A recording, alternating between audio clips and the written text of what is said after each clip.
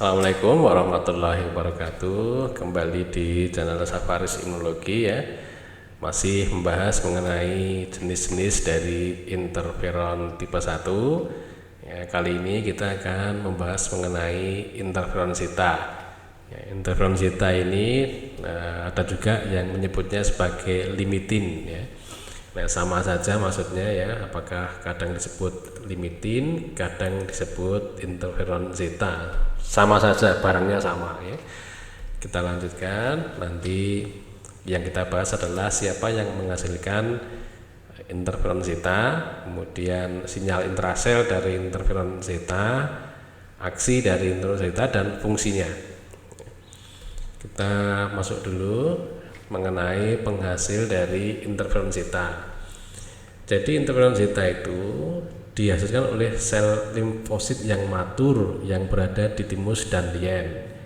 Jadi di timus dan di lien itu kan organ limfoid ya. Nah, di situ kan ada limfosit yang matur. Nah, limfosit yang matur yang berada di timus dan yang berada di lien itu bisa menghasilkan interferon zeta atau limitin ya.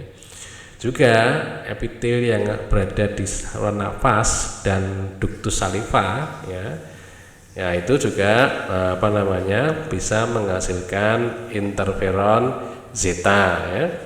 Nah, kita lanjutkan ya, bagaimana sinyal intrasel dari interferon zeta ya.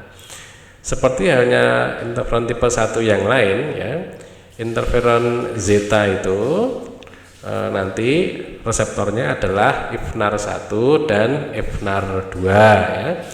Nah, kalau IFNAR 1, IFNAR 2 itu nih ya, yang ini bisa berikatan dengan interferon zeta, maka akan terjadi perubahan konformasional di bagian intrasitoplasmik ya, sehingga akan dilekati oleh Janus kinase dan TYK. Janus kinase nanti mengaktifkan STAT ya. STAT-nya terfosforilasi kan, nah, bisa membentuk homodimer, bisa membentuk heterodimer, dan juga bisa membentuk dengan ikatan dengan IRF ya, disebut dengan ISGF3. Nah, STAT ini nanti dia akan masuk ke dalam inti sel ya, untuk mempengaruhi ekspresi gen ya, sehingga kalau sudah ada ekspresi gen ya, ada transkripsi ya, kemudian terbentuk messenger RNA, kemudian ditranslasi ya, kemudian terbentuk protein-protein yang dibutuhkan untuk aksi dari interferon zeta ya. Nah, itu sinyal intrasel dari interferon zeta. Aksi interferon zeta ya mirip dengan aksi dari interferon tipe 1 yang lain ya. Nah, kemudian kita lanjutkan. Nah, fungsi interferon zetanya apa? Yang jelas dia punya efek antivirus ya, seperti halnya interferon tipe 1 yang lain ya.